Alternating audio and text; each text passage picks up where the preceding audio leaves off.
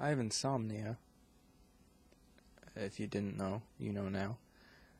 I've had insomnia since I started high school, and it wasn't that bad at first.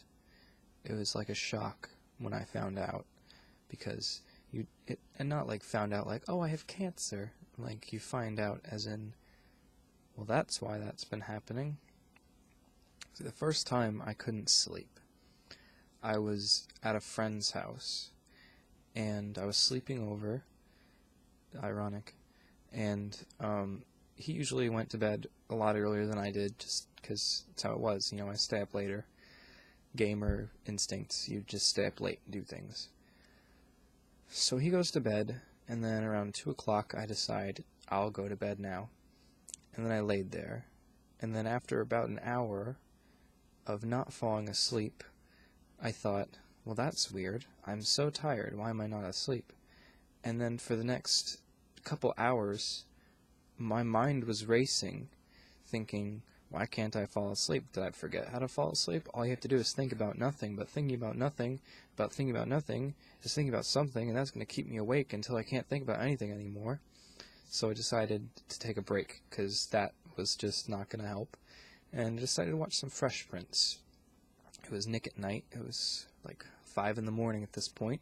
Been 3 hours, and I watched a couple episodes, and then I went back to bed, and then it continued, and I couldn't fall asleep, and there was nothing specific that made me not able to sleep. It was just I couldn't. So 7:30, I packed my bags. I said, goodbye, bed. I guess I'm not going to be using you tonight. Walked over to my house, made some breakfast, and went through my day, very tired. I did sleep that night, I think. I think I slept normally that night. And that's what reassured me that I was okay. I wasn't going to not sleep anymore. But then it happened more and more until it was almost every single night I couldn't sleep. And I tried to tell my parents early on that, hey, I can't sleep anymore. And of course they gave me that, well, you just stay up late playing video games, or you're watching TV and playing and your games. I don't have a TV or cable in my room, but I understand that the internet's very powerful and stuff.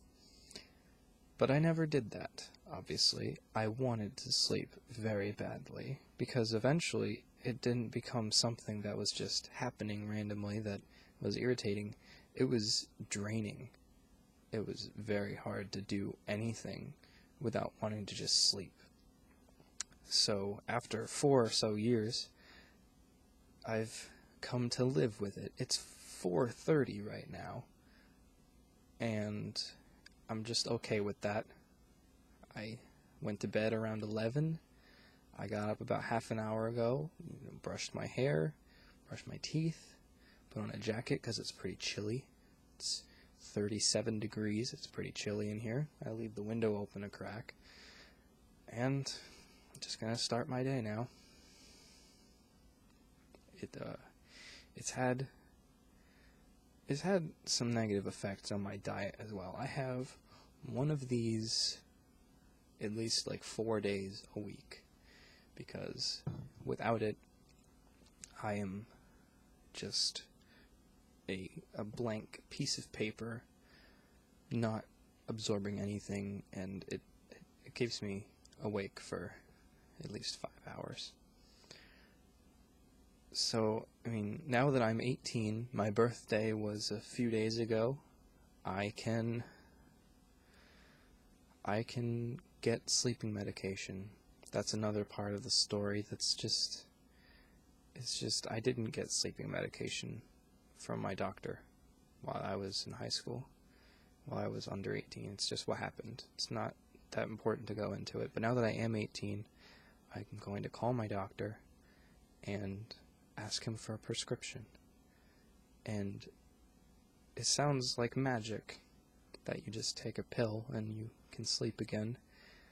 But there's always downsides to good things, and with sleeping medication, it's that you become dependent on it.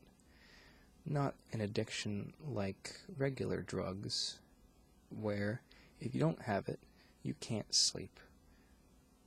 But I think about it, and I can't sleep anyway. So why is it terrible? But I decided in the end that it's probably for the best to only take sleeping medication when I need to do something the next day. And I'll make another video when I have sleeping medication to talk about it and what it's like. If you have insomnia, you probably know what I'm talking about how it eventually changes the way you look at it. And I mean, I could go into how it's affected me in other areas like exercise, diet, mood. I have depression as well, and I think schizoaffective disorder. I don't know what it's called, but I'm sure they all don't help each other much. They're not friends. And I would make a 30-minute video just talking about insomnia and what it does, but there are probably so many of those videos, and I don't need to add to the abundance of information. Nobody knew, so it's just a little story for 7 minutes about insomnia, and there'll probably be another 7-minute story when I have my crutch, I guess you can call it, because I clearly can't walk by myself in this situation.